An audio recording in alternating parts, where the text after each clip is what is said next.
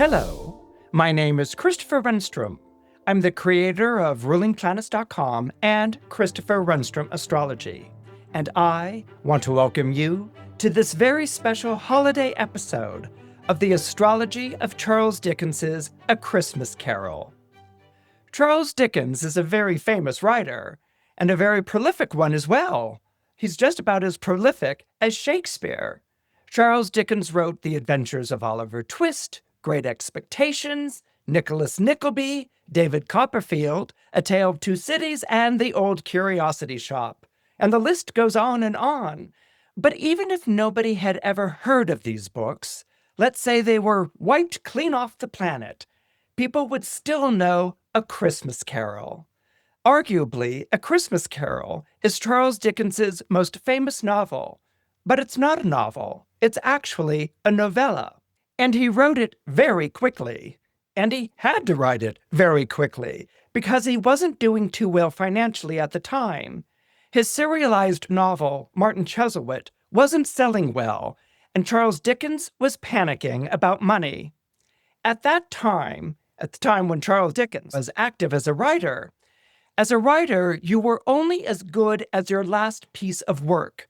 It's kind of like Mozart and his symphonies. You had to keep producing material if you wanted to get paid. Now, Charles Dickens wasn't paid by the word, but rather by the installment. His novels were originally serialized in periodicals. This allowed for a more sustained and steady income and was preferable to waiting for book royalties, which could take months or even years. Now, for Dickens, being strapped for cash was a big deal. He was born into a middle-class family that had always struggled financially through his childhood, and when Charles Dickens was 12 years old, his father was arrested and taken to debtor's prison. Now, this may be something that's a little hard for us to relate to nowadays, because we have a little thing called credit cards. If we see something that we like online or in a shop window, we can go and put down our credit card and have it charged to our credit card account. Back when Charles Dickens was alive, there was no such thing as credit cards. You had to pay for something, either out of cash or if you took out a loan. And if you took out a loan and you weren't able to pay back that loan on time, you were arrested and taken to a place called debtor's prison. And this is exactly what happened to Charles Dickens's father when Charles Dickens was 12 years old. And so for a time after Charles Dickens's father's arrest, his family had to scrape by to put food on the table, and Dickens had to pawn his beloved books in order to get money. So for Dickens, any sort of financial shortfall or hint of a financial shortfall acted as a very powerful emotional trigger. Now, when we take a look at Charles Dickens's birth chart, we see that he was born under the zodiac sign of Aquarius. Aquarius is an air sign, and one of the things that Aquarius is known for is its social conscience. It's very concerned about the welfare of the people who live in the society that an Aquarius lives in. Aquarians are naturally utopian by nature. That means that they believe that in the future at some time we will all be living in a perfect society. But until we reach that time in our future, it's each one of our jobs to make sure that the world that we live in, that the society that we live in, takes care of its own, that it takes care of people who aren't as fortunate or who have fallen upon hard times. So when we see that Dickens's sun is in the zodiac sign of Aquarius, we know that words are something that are going to be very important to him. The next thing that I want to draw your attention to is his rising sign. Dickens's rising sign is the zodiac sign of Virgo. Virgo is the zodiac sign of work and service, and it's also a zodiac sign that's ruled by Mercury. Mercury was known as the planet of scribes, people who took account of things back in the day. And by back in the day, I mean back in the day of good old Mesopotamia, okay? It was the patron god of scribes. And so scribes take accounts of things, and scribes also write. They record. So we see that Dickens is Virgo rising. We see that his work is going to be very important to him. and that we know that the ruling planet of Virgo is Mercury. And when we look for Mercury in Dickens's chart, we see that Mercury is right on Dickens's fifth house cusp, which is the house of arts and entertainment. The next thing that I want to draw your attention to is the midheaven. And the midheaven is ruled by the astrological sign of Gemini. Gemini, like Virgo, is also ruled by Mercury. So the way that Charles Dickens presents himself, which is very hardworking, and his destiny or his career, which is Gemini, are both ruled by Mercury, the planet of scribes, writers, messengers, and communicators. And this is something that's going to be very important to Charles Dickens. And with Jupiter right next to the midheaven at the top of the chart, that really speaks to how prolific Charles Dickens was. Charles Dickens is born under Aquarius, which is an air sign, and Aquarius as an air sign forms a trine to Gemini, which is at the top of the chart, and Jupiter, which is Charles Dickens's most elevated planet. An elevated planet is a very important character in an astrological chart. And regardless of whether it rules your sun sign or the ascendant or any other planet at all, the planet at the top of your chart, the most elevated planet, which should really be just to the left of the midheaven, this is a very important planet. So with Jupiter, the planet of good fortune and higher purpose, at the top of Charles Dickens's chart, we know that he's going to feel very much connected to his higher purpose when he is serving the concerns of the society that he lives in, when he is being basically the mouthpiece of the social conscience. We will come back to this Jupiter at the top of his chart in just a little bit, this elevated planet position. But what I want to then draw your attention to is Mercury. Mercury, which rules both the ascendant and the midheaven, which we find down in the fifth house. On the fifth house cusp is the zodiac sign of Capricorn. And in the fourth house is Saturn in the zodiac sign of Capricorn. Saturn is the traditional ruler of Aquarius, and it is the ruler of Capricorn. So that when we see that Saturn is in the fourth house is the house of the father in astrology. It's also the house of hearth and home and roots and family. Saturn in Capricorn in the fourth house talks about restrictions in the childhood, difficulties, obstacles, burdens to bear, and tests that Charles Dickens would have to master.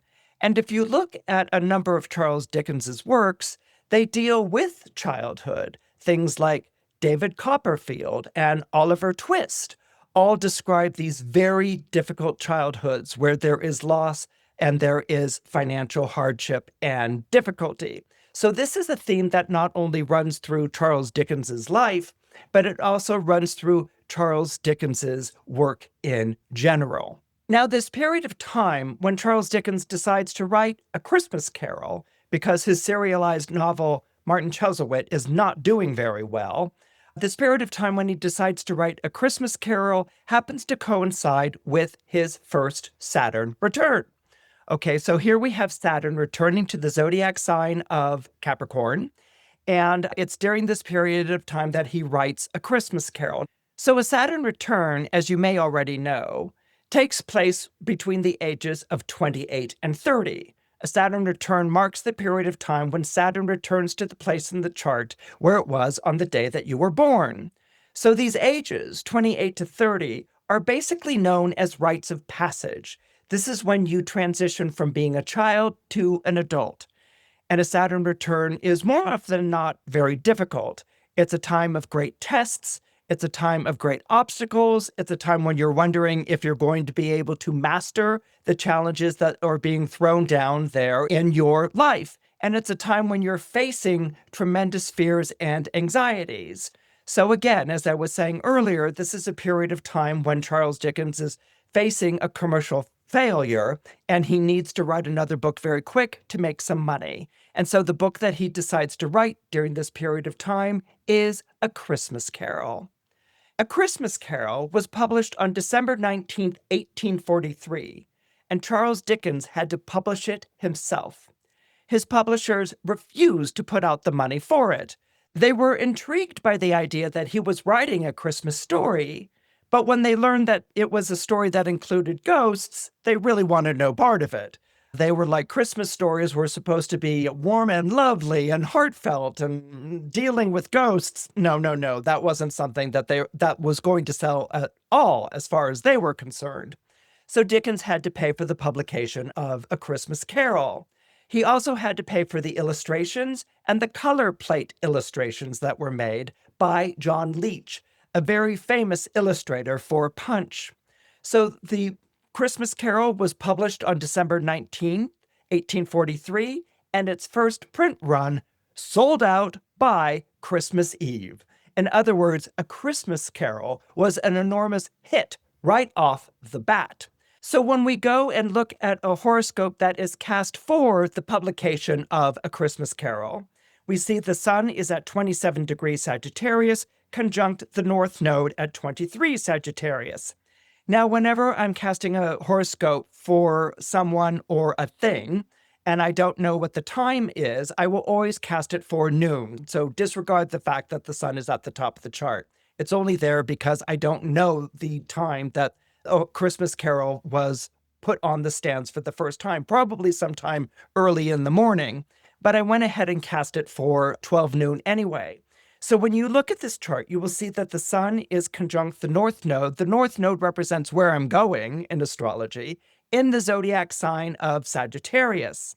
What you'll also see is Uranus at 28 degrees Pisces, and it's forming a square, a very dynamic aspect to the sun, which is at 28 degrees Sagittarius. So when we go and include Charles Dickens's own natal chart, his birth chart, we see that Jupiter at the top of his chart is at 26 degrees Sagittarius. This is very powerful because Jupiter in Charles Dickens's chart is the most elevated of all the planets in his chart. So it's kind of like an antenna that's picking up broadcasting signals. So Jupiter at the top of Dickens's chart at 26 degrees Gemini forms an opposition to the sun conjunct the North Node at 27 and 23 degrees Sagittarius in the chart of A Christmas Carol, and both are squaring Uranus at 28 degrees Pisces. Basically, what this means is that there is going to take place a radical shift in the career of Charles Dickens and a radical change in the fortunes of Charles Dickens. So what I want you to do for this third chart that I want to share with you is to keep your eye on Jupiter. So why are we keeping our eye on Jupiter? Jupiter is the most elevated planet in Charles Dickens's natal chart. Okay, it's the planet that is the highest in the sky. Jupiter is also the ruler of Sagittarius, which is the zodiac sign that A Christmas Carol is published under. A Christmas Carol's birthday is basically, it's born as a Sagittarius, so it's going to be Jupiter ruled. Jupiter will also play a very strong role in this dynamic because it also rules the Uranus in Pisces, which is squaring the sun in Sagittarius on the publication day of A Christmas Carol. Now, when we look at Charles Dickens's correspondence, we can pretty much guess that Charles Dickens began writing A Christmas Carol at or around October 24th of 1843. So I wanted to share with you the astrological chart for October 24th, 1843. So again, please ignore the midheaven and the ascendant because I'm casting the chart for 12 o'clock noon of that day. What I find very fascinating is that when we go and look at Jupiter for the day that he begins writing A Christmas Carol, which he always wanted to come out right before Christmas, so on the day when he begins writing A Christmas Carol, we see that Jupiter is conjunct Neptune in the zodiac sign of Aquarius. Jupiter is at 17 degrees Aquarius, and Neptune is at 18 degrees Aquarius. They're really conjunct. They're almost on the same exact degree. And this is important because when we return to Charles Dickens's birth chart, we see that he was born with his sun at 17 degrees Aquarius, 58 minutes. And when we look at the horoscope cast for the day when Charles Dickens begins writing A Christmas Carol, we see that Jupiter is conjunct his sun, exactly, at 17 degrees Aquarius, 50 minutes. We also see that Jupiter is conjunct Neptune at 18 degrees Aquarius. So they're all there at the same spot. What makes it even more fascinating is that we need to remember that Jupiter and Neptune are forming a conjunction right on Charles Dickens's sun in the zodiac sign of Aquarius, and that Jupiter and Neptune are the two rulers of Pisces. What is Pisces about? Pisces is the zodiac sign of mysticism. It deals with the invisible world. So what we are literally seeing here with the conjunction of Jupiter and Neptune on Charles Dickens's sun in the zodiac sign of Aquarius are the ghosts of Christmas past, present, and future, who are coming to Charles Dickens and basically visiting or maybe even dictating to him the novella A Christmas Carol. Now, A Christmas Carol begins with the lines, "Marley was dead," to begin with. There was no doubt about it.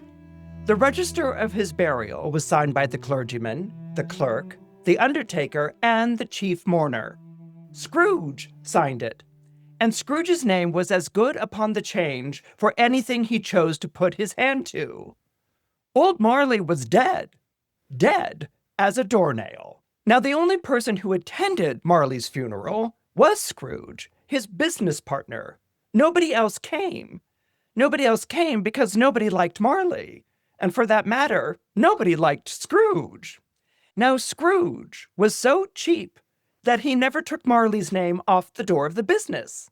It still said Scrooge and Marley, 7 years after Marley had died. And it was 7 years to the day on Christmas Eve when our story, A Christmas Carol, begins. Now, Charles Dickens had an extraordinary gift with names. In fact, he prided himself on the invention of names that really stayed in the public mind. Names like Miss Havisham, Uriah Heep, Little Nell, and the Artful Dodger. Even if you couldn't quite remember the character, you could always remember the name. And by the way, Scrooge has 7 letters in its name.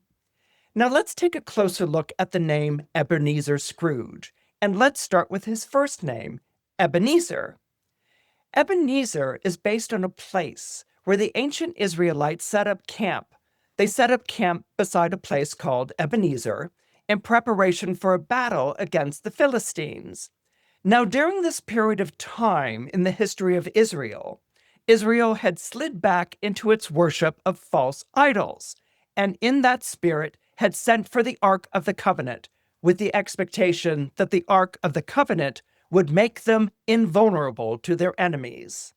And at first, when the Ark of the Covenant arrived, the Philistines were intimidated. They backed away. They were frightened. But they rallied and turned around and girded their loins and assaulted Israel, and they defeated Israel in battle. In fact, the defeat of Israel was so complete that the Philistines even rode off with the Ark of the Covenant. Ebenezer was remembered as a place of bitter disappointment by Israel. However, it was to some degree Israel's fault for having put its faith in the Ark of the Covenant, thereby turning it into a false god, rather than having put their faith in God. Now, when we look at the last name, Scrooge, Scrooge is from the colloquial word which means to crowd or squeeze. It also comes from screw, which means a sharp bargainer or a skinflint. Screw can also refer to being cheated out of something, as in, he screwed me out of this. Scrooge is described as a miser, but Scrooge also is known for driving a hard bargain. In fact, one of Scrooge's fondest memories of Marley's funeral is the deal he struck with the coffin maker. Dickens describes Scrooge as, "Oh, but he was a tight-fisted hand at the grindstone, a squeezing, wrenching, grasping, scraping, clutching, covetous old sinner, hard and sharp as flint, from which no steel had ever struck out generous fire, secret and self-contained and solitary.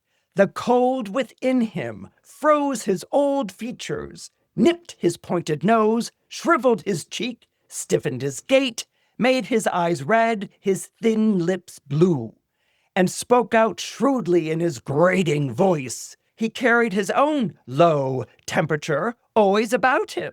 He iced his office in the dog days of summer and didn't thaw it 1 degree at Christmas. Compare this description of Scrooge to Abu Mashar's description of the children of Saturn, born under the zodiac signs of Capricorn and Aquarius from 800 CE. Abu Mashar says, quote, "With regard to Saturn, his nature is cold, dry, bitter, black, dark, and harsh. He presides over measuring things, over avarice, over guile, craftiness, fraud, disloyalty, harmfulness, over being withdrawn into oneself, over loneliness and unsociability. He is scarcely ever angry, but when he becomes angry, he is not master of himself. He wishes no one well. He further presides over old men and misers." What's being set up here is a Saturnian temperament, and at the beginning of the story, Scrooge has 3 encounters that foreshadows what's to come later. His first encounter in his office is with his nephew Fred, who invites Scrooge to Christmas dinner, knowing full well that Scrooge will not accept. His second encounter are with 2 church wardens who come asking Scrooge for a donation of money to the poor. And the third encounter is with his clerk, nameless at the beginning of the novella, but whom we will later learn to be Bob Cratchit. Now, Scrooge's first encounter is with his nephew Fred, who invites Scrooge to Christmas dinner. Fred comes into Scrooge's office and wishes him a Merry Christmas, Uncle. And Scrooge says, "What right have you to be merry? You're poor enough." And Scrooge's nephew counters, "And what right have you to be dismal? You're rich enough." And so the two of them go on with their banter, which clearly they've been having every Christmas for a number of years. It's not really hostile, it's cold, and there's kind of a chumminess to it. But Fred knows full well that Scrooge isn't going to come to Christmas, and that is probably going to lecture Fred about his keeping the Christmas holiday. So Scrooge dismisses his nephew, whom he thinks is an imbecile, because Fred chose to marry for love rather than for money. And this idea of Fred having chosen to marry for love rather than money, this will come back to haunt Scrooge in his encounter with the ghost of Christmas past. Now, the second encounter that I mentioned that takes place in his office on Christmas Eve is Scrooge is visited by 2 church wardens who come asking for Scrooge to donate some money for the poor so that they might enjoy some common comforts this holiday season. And Scrooge's response is, "Are there no prisons? Are there no workhouses?" In other words, why should the poor be out on the streets when they could be in prisons or workhouses? And even though it's a bit cold, it would at least be some kind of shelter over their heads during the time of Christmas.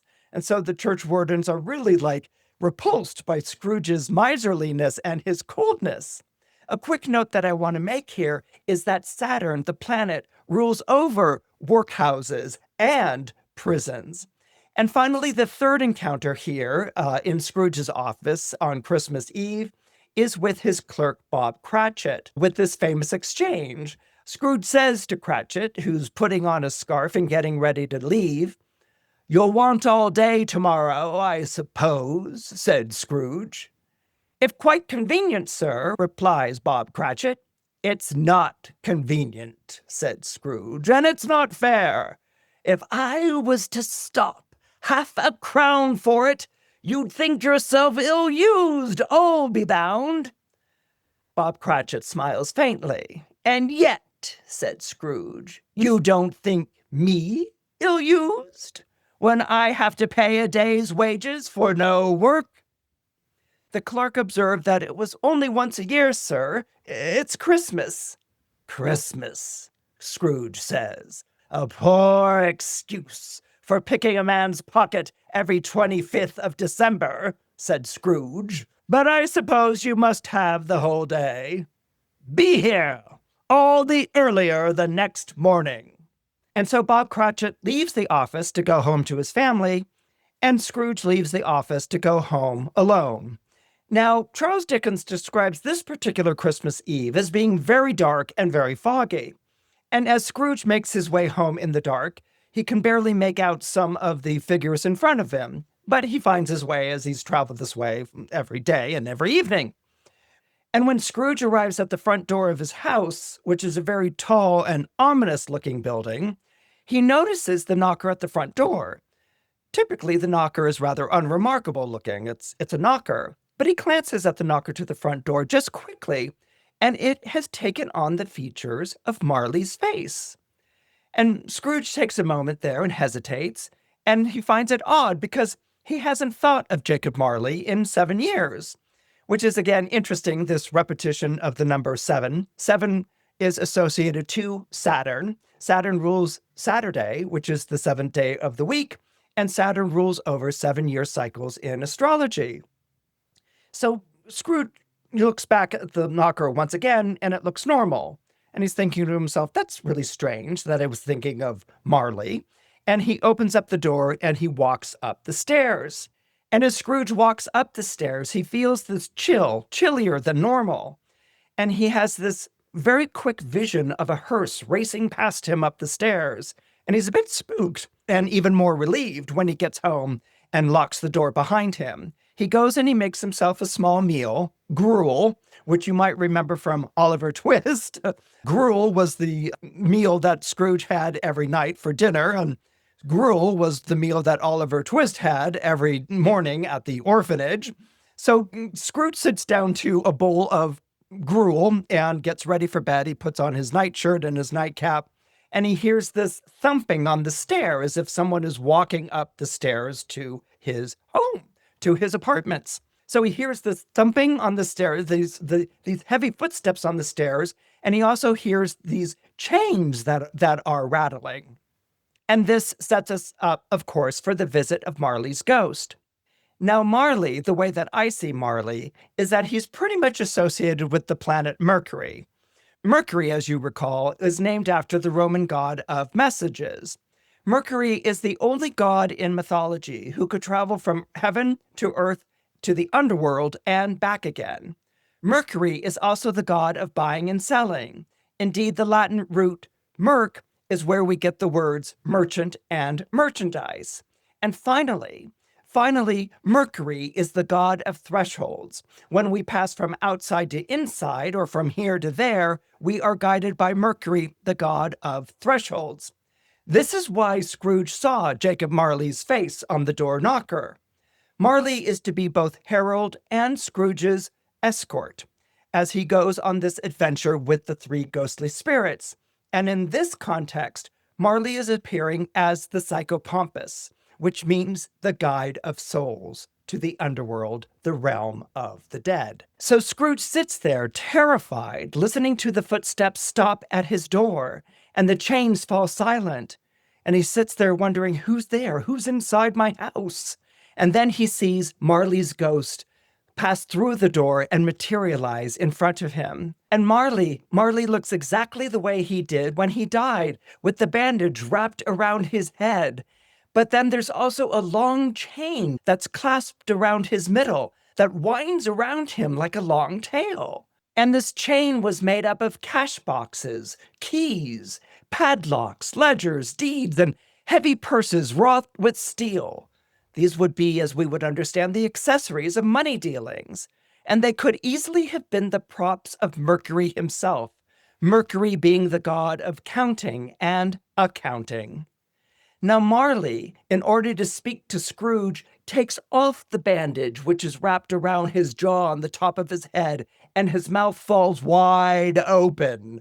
Okay, he doesn't even move his mouth to talk. His mouth just falls wide open like the open maw of hell, and words speak through it.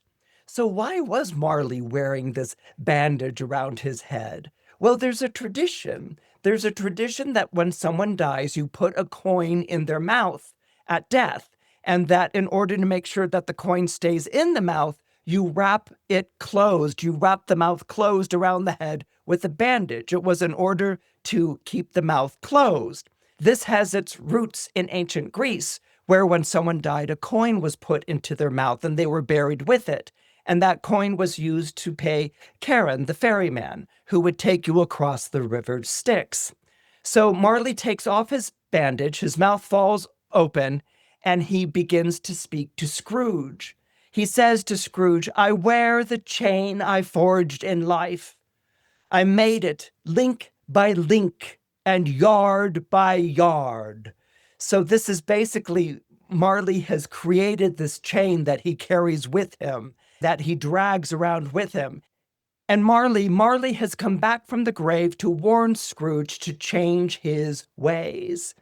Now, Scrooge, after having been terrified at first, has sort of repossessed himself, and he's got a Saturnian temperament, so he's not going to be easily intimidated.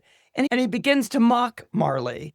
And Marley sort of listens to Scrooge like an adult would listen to a child, and repeats that, again, he has come to warn Scrooge to change his ways, and that indeed Scrooge will be visited by 3 ghosts over the next 3 days. And that really gets Scrooge's attention again. And he becomes afraid again. 3 ghosts over the next 3 days.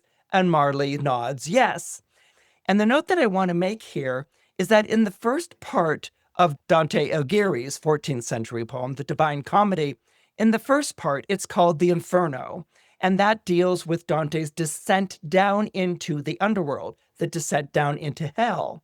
And Dante is greeted at the gates of hell by the ancient poet Virgil, who guides him through the 9 circles of hell. And so even though Dante didn't know Virgil personally, he's been dead a number of centuries, Dante is a poet, and Virgil is basically the first poet. He's like the patron saint of poets. Now, Dante's journey into hell lasts 3 days, which mirrors what Marley is telling is going to happen to Scrooge, that he will be visited over the next 3 days by 3 ghosts. Dante's journey into hell begins on Maundy Thursday, which is basically the Last Supper. He is in hell on Good Friday, continues through Holy Saturday, and Dante emerges at the base of Mount Purgatory at the sunrise on Easter Sunday. So both journeys, Dante's and Scrooge, both journeys take place over 3 days, and they're 3 holy days. Easter for Dante, Christmas for Scrooge.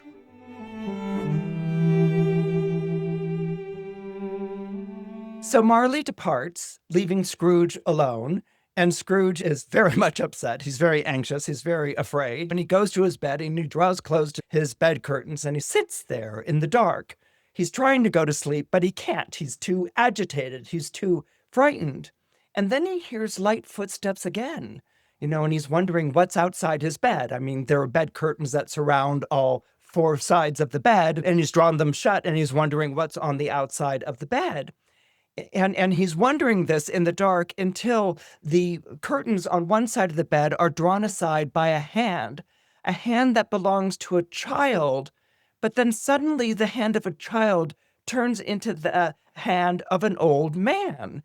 And there's this kind of flickering quality to this figure. I mean, its hair was white as with age, and yet the face had not a wrinkle on it. And in fact, the skin on the face of this figure was the tenderest bloom. This figure wore a tunic of purest white, and it held a branch of fresh green holly in its hand. And in a singular contradiction of that wintry emblem, had its dress trimmed with summer flowers.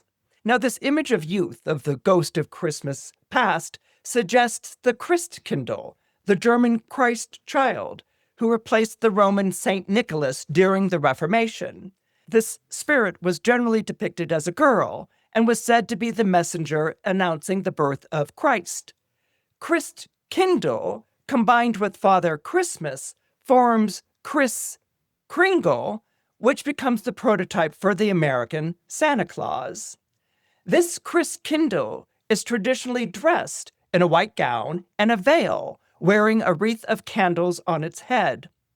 Now, the strangest thing that Scrooge notices about this apparition that has parted the curtains to his bed is that it wears on the crown of its head a bright, clear jet of light by which all is visible. So in other words, what's crowning this figure is this clear jet of light heading upwards towards the roof. And also, the ghost of Christmas past also carries a great extinguisher, as Dickens describes it, for a cap, which is now held under its arm. And the extinguisher is made out of metal. Now, obviously, to anyone who's reading this story back in the day, this is a candle. And the flickering flame accounts for the wavering appearance of the face, which moves from youth to old age. But it's also reminiscent of the moon and its lunar phases, how the moon in its lunar phases goes from a new moon or a young moon to a full moon and then an old moon before it goes dark and begins its cycle again. The moon in astrology is the storehouse of our memories, dreams, and our imagination. And so it is the moon that is coming to visit Scrooge in the guise of the ghost of Christmas past. And it's the moon that introduces itself as the ghost of Christmas past and takes Scrooge on a journey through his childhood memories. One of them is Scrooge in his school days, where he spends Christmas alone. And so there was a past Christmas where all the other children had gone home to their families, and Scrooge was always left at school alone, boarding school alone. No one came to get him until this one particular Christmas where he's visited by his younger sister. She comes to visit Scrooge on this Christmas, and she's here to bring Scrooge home. And his younger sister makes Scrooge smile, his child version of Scrooge smile, because she is so full of joy and light. As you might recall, this younger sister also happens to be the mother to his nephew, whom we met earlier in our story, whose Christmas invitation Scrooge rejects because he doesn't think much of his nephew. So there's a happiness at seeing his sister alive again, and also a sadness as he knows that his sister is dead. And the ghost of Christmas past explains these are shades of the past, and they don't know that you are here. And so everything is playing out as it played out before in your past. And so this is the mother of his nephew, who Scrooge thinks is a fool because he married for love rather than money. And then in another memory, we see Scrooge talking to his fiancée. Yes, Scrooge had been a young man who was engaged to be married to a woman. And so in this memory, he is having his final talk on Christmas Day with his fiancée, who has come to break off their engagement. Now, in this memory, his fiancée is dressed in mourning clothes, and although Charles Dickens doesn't say it explicitly in the novella, it is inferred that her parents, Scrooge's fiancée's parents, have died and they have left her without a dowry. And so she tells him that she's breaking up with him because she doesn't have a dowry. And she also says to him, I also know that another idol has replaced me, a golden one. And Scrooge is like, well, what are you talking about? And she says, listen, I don't have a dowry. I don't bring any money to this marriage. I know that you are very focused on money and finances in your life, and I am releasing you of your bond to me so that you can marry someone who has a dowry and who has money. And so, you're free to go your own way. I'm doing this for you. And Scrooge is sort of being passive aggressive about the whole thing. He knows full well what she's talking about because his heart has become very fixated on money and making money. And he was secretly wondering, how could he get out of this arrangement? She doesn't have any money. And she's recognized that. She knows him very well. And she says to him finally, and I will release you to your golden idol, the idol that has replaced me. Basically, she's releasing Scrooge to his new lover, which is greed. And this brings us back to the name Ebenezer, which is that place in the desert where the Israelites had brought the Ark of the Covenant really as the new golden calf, as the new idol. And they were going to show this to the Philistines, and the Ark of the Covenant was going to strike them down. And it wasn't God. So there was this new golden idol that had replaced God in the hearts of the Israelites. And so Scrooge's fiancée is likening this moment to, you don't believe in love your heart. You don't believe in me, and I've been replaced by a new golden idol. And that golden idol is greed. And in this recollection of the memory that Scrooge is shown by the ghost of Christmas past, he cries out in agony. He had been so heartened and happy by visiting these different scenes of the past. And now there's this bitter moment where his fiancée breaks up with him, and he grabs the metal cap out of the spirit's hands and he throws it over the spirit's head, and he forces it down to the ground, like snuffing out a candle. And indeed, he snuffs out the ghost of Christmas past and is left alone in the darkness.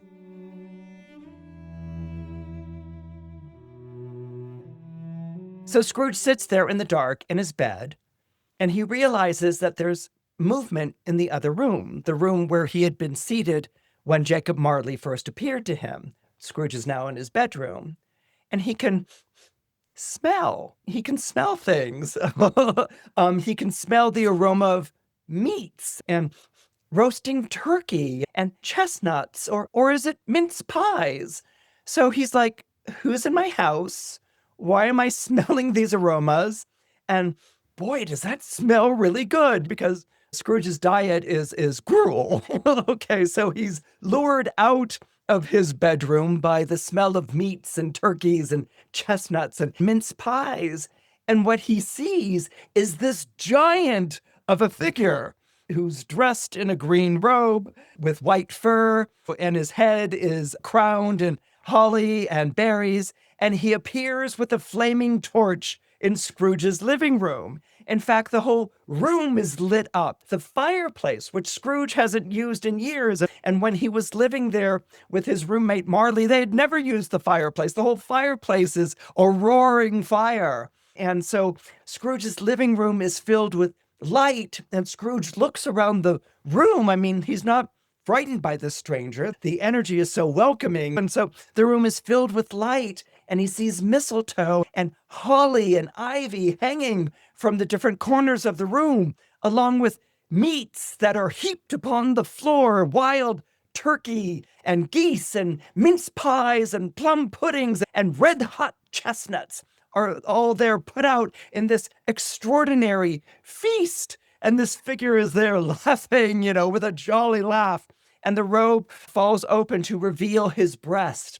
And what this represents, this revelation of the breast, is the open heart of this figure, because it reveals the breast where his heart is kept and where his heart is pounding, and Scrooge is like, are you the ghost of Christmas present? And he responds very loudly, I am the ghost of Christmas present. And Scrooge says, I imagine you're here to show me. And he says, yes, Christmas in the present, the way that people are celebrating the holiday. Touch my cloak and we shall go and visit them. And so Scrooge is like, why not? And he touches the cloak, and immediately they're transported out of the room. So the ghost of Christmas present takes Scrooge to other households to see how they are celebrating Christmas. And he sees the joy. He sees the joy of parents and their children and friends and relatives gathering around to celebrate Christmas. And this joy is so infectious, it begins to move Scrooge's heart.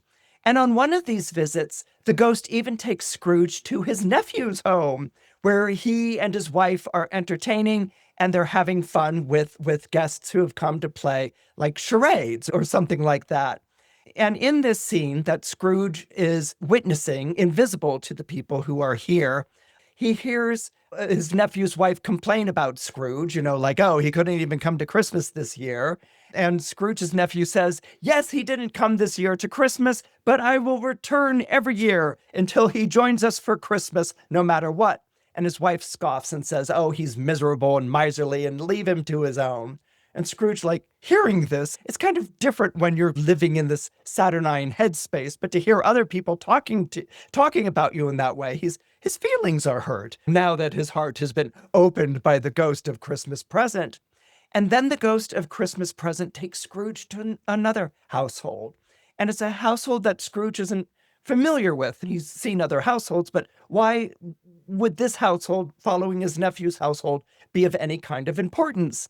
And he sees a family, and they're getting ready for Christmas, but Unlike the other households, it's very cold and there's a small fire in the fireplace, and they really don't have a lot. It's a family that's not doing well financially.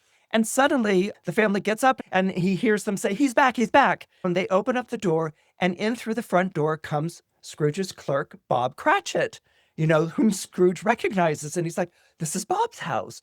And perched on Bob Cratchit's shoulder is Tiny Tim, who is a small little boy. He's the youngest of the children, who carries a crutch.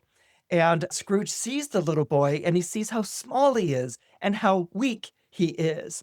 Now, Charles Dickens based the Cratchit family on his own family. The fact that everyone celebrated Christmas, and during times that weren't so good, they made what they could of it. But nevertheless, there was a lot of love in the household and people gathering together for this holiday. Now, what's interesting here is that the word Cratchit derives from the French word criquet, which means a feeble horse or person.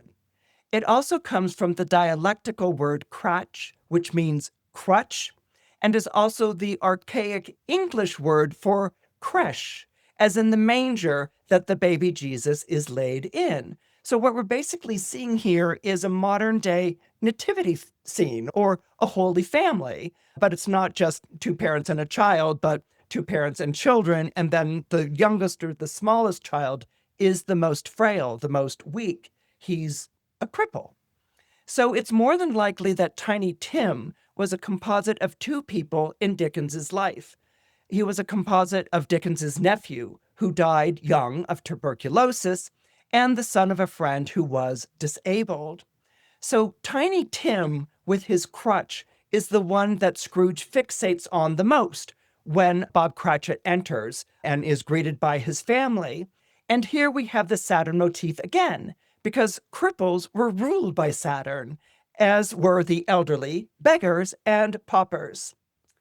The ghost and Scrooge depart this scene, and Scrooge is very curious about Tiny Tim. He's very curious about what he's like and his relationship to the rest of the Cratchit family, and he's very moved by the weakness and the frailty of the child. But the Ghost of Christmas Present takes Scrooge to visit other places where they're celebrating Christmas, and he goes down into the mines where miners are singing carols, and he sees sailors on ships, and he visits a lighthouse keeper with a stormy sea raging around him, and then the simple huts of country folk. And through all of these people that the Ghost of Christmas Present visits, he takes out his horn and he sprinkles some sparks of fire, of Christmas glitter, for lack of a better way of putting it. So the Ghost of Christmas Present is blessing each one of them in their festivity, in their celebration of Christmas.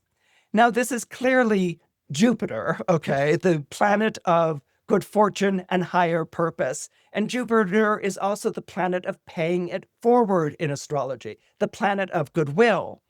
The idea with Jupiter is that you always do good for someone in the way that someone once did good for you. If someone does you a favor or helps you out in a moment of need, you don't reciprocate back to that person. What you do is that you are also the person who helps someone else out in a moment of need or when they need help. You pay it forward. The goodwill that is done for you, you also do for other people without being asked or expectation of anything in return. You don't do it for profit and gain. You do it to better society, okay? Which is very much a Jupiter in Aquarius, which happens to be conjunct Neptune and Dickens's son at the time of the writing of this novella. You do it to better society. This is the way that you spread goodwill in society. And through acts of goodwill and charity and philanthropy, you transform society into a place where everyone has a seat at the Christmas table. But the Ghost of Christmas Present is vulnerable to time. He lives in the present. Okay, so he's vulnerable to the passage of time. And his presence in the present can't last forever. And indeed, as the evening grows old, so does the appearance of the Ghost of Christmas Present. Indeed, it's near the end of their visit that Scrooge notices for the first time that there's a tiny foot that's poking out from underneath the robes of the Ghost of Christmas Present. And then he also sees a tiny hand poking out from underneath the ghost's robes. And Scrooge asks, what's underneath you? I see this little foot. I see this little hand. And the ghost of Christmas present lifts his robes to reveal two children, a boy and a girl. And the boy is called Ignorance and the girl is called Want.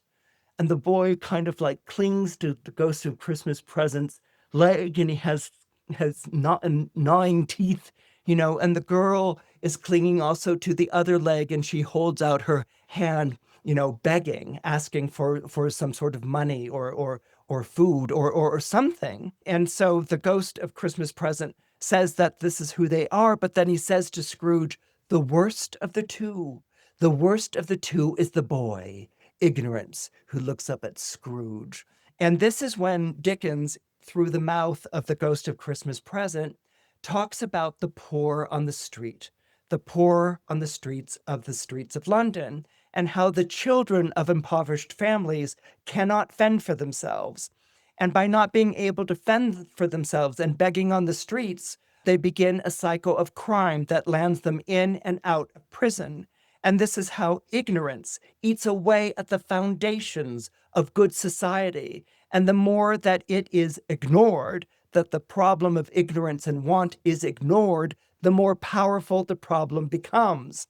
And so Dickens' warning is that if you do not take care of want and ignorance, that they will take over society and society will deteriorate. And this is when the ghost of Christmas present throws Scrooge's words back at him and says, after all, are there no prisons? Are there no workhouses? And this is Dickens's way of underlining that as long as there are prisons and workhouses, ignorance and want will eat away at society like a cancer. And so it's on this terrible note of having his words thrown back at him, are there no prisons? Are there no workhouses? That Scrooge is left trembling, alone, and he sees that he's been left standing on the street of London, that the ghost of Christmas present has disappeared. And this is when the third spirit approaches Scrooge, whom Scrooge sees at a distance. And this third spirit is dressed in an enormous hooded black robe, and it carries a scythe in one hand. And this scythe, as you may already know, is the attribute of Saturn. This is the ghost of Christmas future.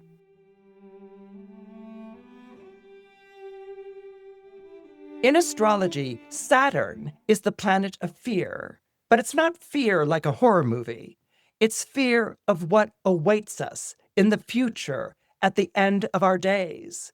It's fear of being destitute. It's fear of being unloved, old, abandoned, incapacitated by illness or infirmity. So the ghost of Christmas future takes Scrooge. Okay, Scrooge holds the sleeve of the ghost of Christmas future and finds himself immediately transported to the stock exchange, where Scrooge knows this place quite well. He goes there daily. But this is where Scrooge overhears conversation, particularly the conversation of three bankers who are making jokes about an old colleague who has recently died. And they're talking about whether or not they'll attend his funeral. And the fat one of the three says, I'll only attend the funeral if I'm fed. And the other two laugh and thinks it's hysterically funny because, as one of them remarks, good luck getting fed at his funeral. He pinched every penny. So I doubt there will be anything for any of us for attending. And the other one says, so what's the point? And at this point, they move to another scene. And in this scene, there is a pawn shop, something that Charles Dickens would have been very familiar with.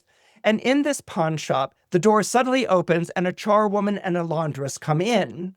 One woman has rings and bed curtains, while the other woman has a pile of shirts and jackets.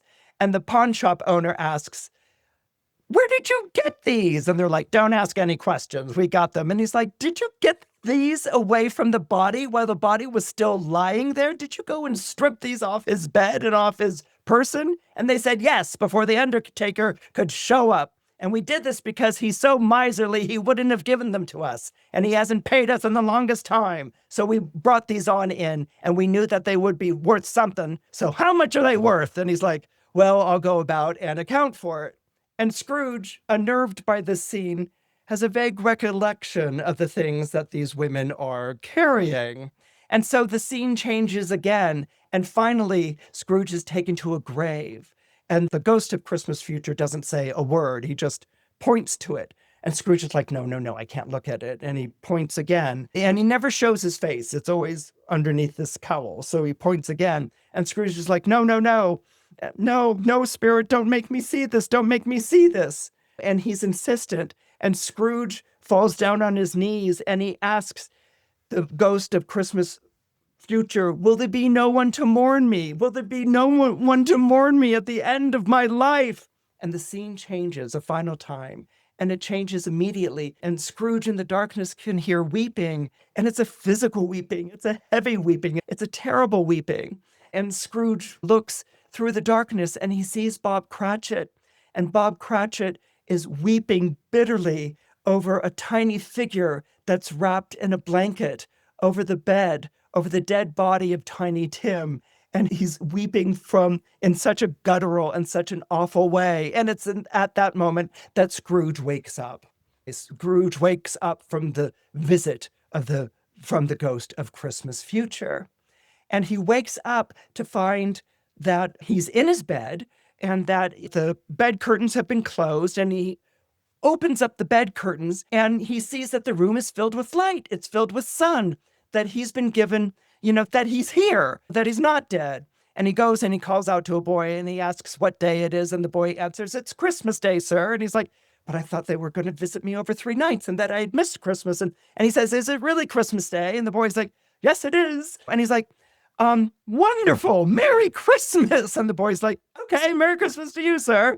And so what Scrooge does is that his heart has been opened by this experience and he hasn't missed Christmas. It's Christmas present. And so he runs right away to go out and get a Christmas goose. And he runs into the 2 church wardens who he had turned away from his office, and he reintroduces himself to them. And they're like, and he's like, no, let me give you money. I want to give you money. I'm going to write you out a check. Come to my office tomorrow and I'll write you out this enormous check, whatever you want. And they're like, okay, Mr. Scrooge, and Merry Christmas to you too.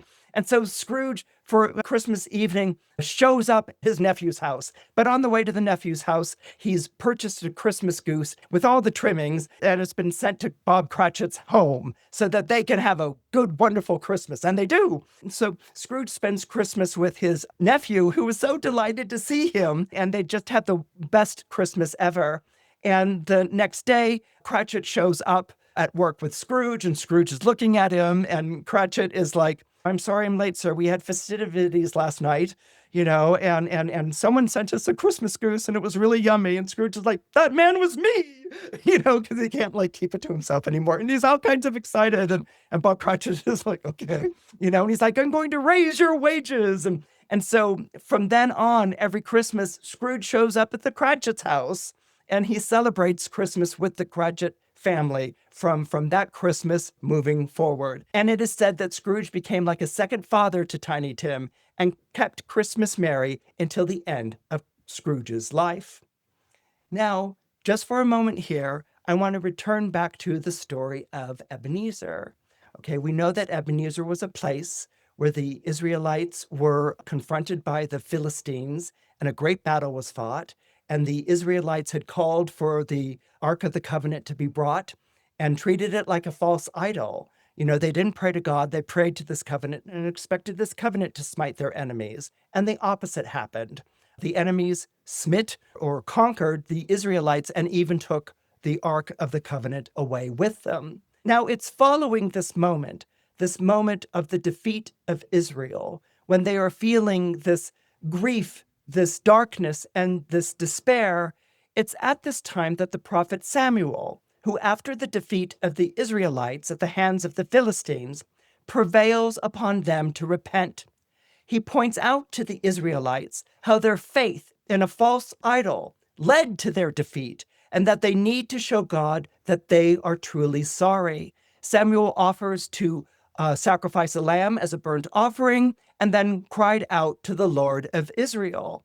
And the Lord of Israel hears Samuel's prayers, so that when the Philistines try to attack Israel again, this time a great thunder is heard, and it frightens the Philistines away, and they flee. Samuel, memorialize the victory by setting up a stone and calling it Eben, which means stone, and Ezer, which means help. The name Ebenezer literally means the stone of help.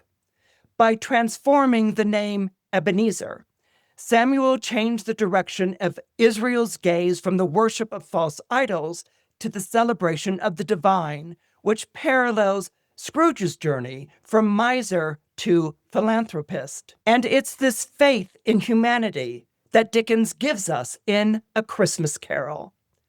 Despite our religious upbringing, nationality, class, gender, or culture, we are each other's best opportunity for being a better human being. So, God bless us, everyone. If you enjoyed what you saw, please press the like button. It helps more than you know. If you could subscribe, that would be wonderful. I've had such a wonderful time visiting with you this week, and I can't wait to get together next time on Christopher Renstrom Astrology.